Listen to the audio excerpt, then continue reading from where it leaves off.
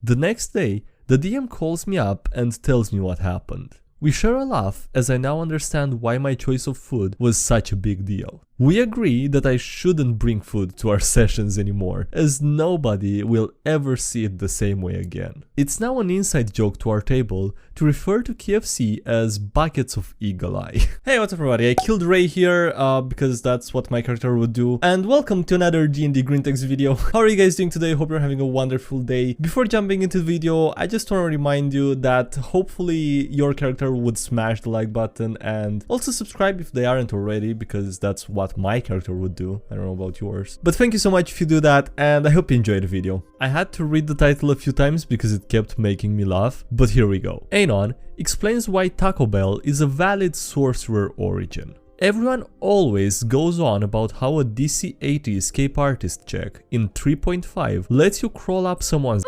but for some reason, no one mentions how you can do the same thing in 5th edition by Raw. Be level 14 Aberrant Mind Sorcerer. Use Revelation in Flesh to enter any space as small as 1 inch in circumference. That's half the minimum size in 3.5, by the way. For 10 minutes, longer if you wanna use more points, you crawl inside any creatures and have full cover from everything. From there, you have options. Either stab that creature to death from the inside, or just hide in there until it's advantageous to leave.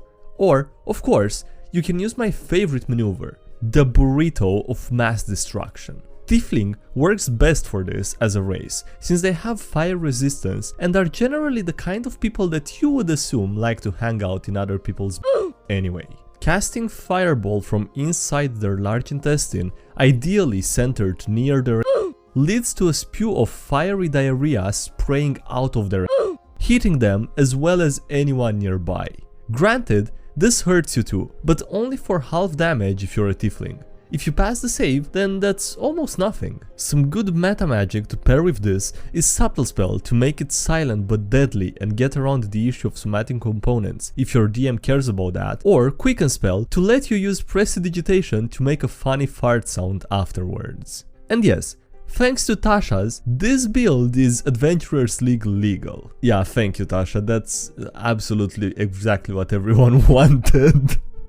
Anon makes a god-shattering big bad evil guy. Hey TG, I recently started the final quest of my 200 session mega campaign. A campaign centered around a party just randomly exploring a world I had created. Their adventures ranged from dealing with Fae messing with towns to assisting a village that needed a new water supply dug. Aboleth shelled up under the well. During the second last main quest, the players got to meet a female silver dragon who had ties to a major human city. My players, of course, loved to explore the world around them and the cities that I made for them. The city was very famous for its opera house, which had only in the last 200 years started thriving due to its newest main attraction, Traian the Dreamer. My players obviously wanted to see the opera and rub shoulders with the city's big players. They sat through the show talking with the city's patricians when Traian steps on stage. I took great pain to describe him as a tall half-elf with fiery red hair who seemed to ooze arrogance and superiority. He sang a song about how he wished to be a great terror who could take to the skies and be beheld for the magnificent thing that he was, but was instead cursed to be a man trapped upon the earth. His songs were mainly centered around dreams that he had. I played God-Shattering Star as it felt closest to the tone that I wanted set with his song. One of my players, a warlock, attempted to approach him after the show, but was immediately stopped by the silver dragon in the guise of a human, with what seemed like jealousy and overprotectiveness. The players put 2 and 2 together and assumed that he must be part of her horde, which is odd for a silver. But anyway, it comes time for the silver to give out the player's quest. A hag named Aunt Marida had been causing a ruckus in the city by making deals with townsfolk and generally being a nuisance. Players are asked to kick her out. Players say, okay cool, say no more senpai. They get straight to work, dismantling her power structure and smashing her minions. During their final confrontation, the players speak with Marida. Marida asks them who hired them and they name drop the silver. She's understandably pissed and pulls out a magic talisman that disintegrates before their very eyes, before saying, "All bets are off, let him be free of her." A massive gust of acrid sulfuric air hit them, and they felt heat before it dissipated and things calmed down. The ground shakes, and the players can feel that something malevolent has been unleashed on the world. The players have no clue what she's talking about and proceed to beat the dog out of her before ransacking her belongings. They find her ledger detailing deals that she's made. They read through all of it before stopping at one that was made with the silver. She had fallen in love with a red dragon and desired him greatly. So, the hag told her that if she could bring him to heal, she would seal him to the form of an elf. Dragons in my settings generally follow their standard alignments, but can sometimes be corrupted in judgment over the centuries. The Silver had gotten another group of adventurers to help her take him down, along with the hag, who in turn sealed him in the form of an elf. Also, they had his memory wiped for good measure. The Silver then inserted him into her favorite city and enjoyed watching him like some sort of up, pissed off goldfish for 2 centuries. The players have an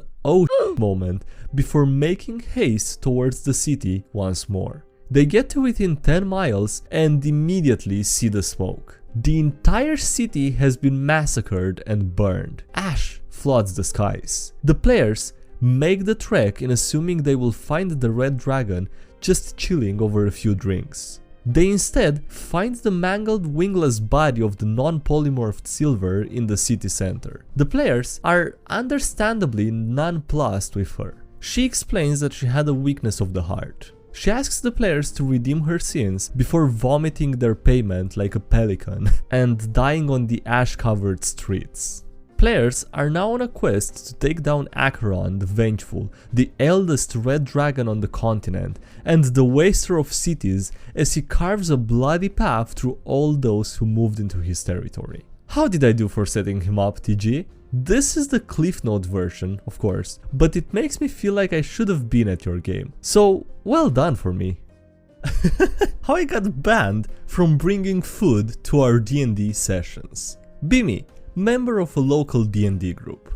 We meet once a week and attendance is good. One week I have an essential appointment at the wrong time and will be an hour late to the session. I contact the DM ahead of time and let him know. He's very understanding and agrees to play my character until I arrive. To compensate the group for my lateness, I promise to bring food for the group when I do arrive. After the appointment, I order takeout from one of our favorite places and pick it up on the way. Meanwhile.png. Binatmi, Aarakocra Ranger, nickname Eagle Eye, and the rest of the party, which is irrelevant. Side note to outsiders. Aarakocra are a bird-like race. That's all you need to know to understand this story. The session centers around a dungeon crawl. Eagle Eye is overconfident due to his ability to fly over anything dangerous. He goes ahead of the party and sets off a glyph-activated flamethrower trap.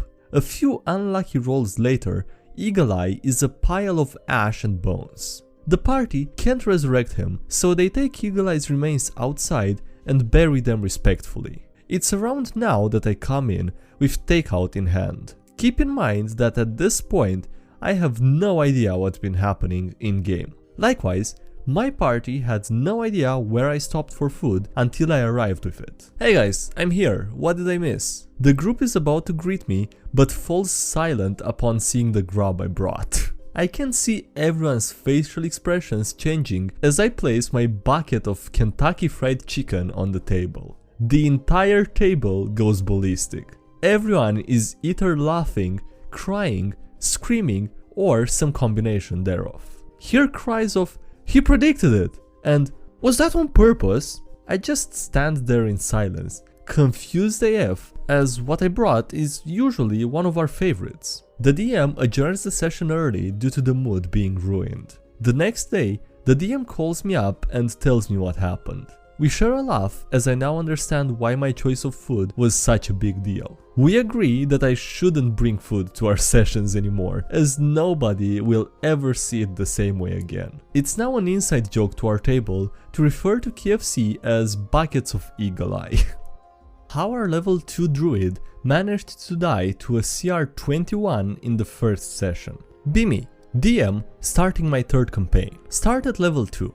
The party meets up as initiates trying out to join a world-famous adventurers guild. The guild conducts a massive battle royale located inside their fortress headquarters. At the center is an old church which serves as the zone to capture in order to win. Party fights their way there, dealing with all sorts of threats fairly easily. Eventually they get to the church, defeat the group holding it, and find a door hidden behind crumbling stonework. Having encountered puzzles and riddles as part of the competitions, the party assumes it to be another test. They try to open the door, but it seems to be heavily enchanted and indestructible. Even touching it causes paralysis. Most give up and begin preparing to defend the church as they need to. Druid isn't convinced. Begins to try to find another way around the door. Wants to use shape water to freeze water in the cracks of the walls and basically erode his way through. Sure, why not? Make some ability checks. He actually succeeds. Oh no. What he doesn't know is that the door was meant to be an Easter egg for a major plot way down the road. He actually tunnels around the door, spending several hours. Breaches into the room, finding a dome of energy containing a Solar. Proceeds to say, "Hello, how are you?" Solar wakes up and threatens him, stating that this place is under its protection. Druid doesn't get it and tries to joke around. Solar hurls its greatsword into his chest, killing him instantly and propelling his corpse back out into the church. The party panics. The leaders of the entire Adventurers Guild have to show up and defuse things. The party is taken away and has their minds wiped of the event. All in all, pretty good session 1. I mean, I can't say it's not deserved or I don't get it, but it's still, I don't know, weird, I guess, to have someone be creative and persistent and then the final result is that they die. I mean, yeah, they weren't very smart because they could have backed out a couple of times they had the chance, but, you know, still, I don't know. Whatever, let's just move on. The Candelabra of Smite. Be me, DM. Players are exploring ruins of an order of knights. They solve a riddle and find a secret room. A statue of a knight with an outstretched empty hand. My hand awaits the weapon of a worthy warrior. The party decides to put a candelabra that they found earlier into his hand. Why that PNG? It begins to glow as the statue blesses it. Magic from the statue fades and they can't enchant any more weapons. They now have a +1 candelabra that deals smite damage against fiends. Oh god. At the same time, I could see why they would be skeptical. I mean, come on, it would have been just as likely that the DM could have just told them the thing they put in its hand gets destroyed or becomes useless or something. We do a little trolling. Be me, Warlock. Have the disguise self invocation. Party is going to rest near a cemetery. Trollface.jpg. My turn to watch with 2 others. Disguised myself as a zombie. Scared the out of the bard. The bard wakes everyone up. The party is pissed that I woke them up since only like an hour had passed. It's just a prank, bro. Paladin decks me in the face and makes me go prone. Ghouls appear undetected because of my shenanigans. The party is distracted, so the ghouls get a surprise round. 2 party members get pounced on and can't move. A 3rd ghoul mauls me to 0 hit points. We do a little trolling, that MP3. 10 out of 10 would do it again. Absolutely worth it. Alright, if you've made it this far, I hope you enjoyed this video. Please consider leaving a like and subscribing to the channel for more. I would really appreciate it. Also, thank you to everyone supporting the channel on Patreon. That's also very much appreciated. So thank you for the support given there. Links below if you want to check that out. Join the Discord server, join the subreddit, check out any social media. And yeah, that's it. Thanks again for watching and I'll see you next time. Have a great day. Bye.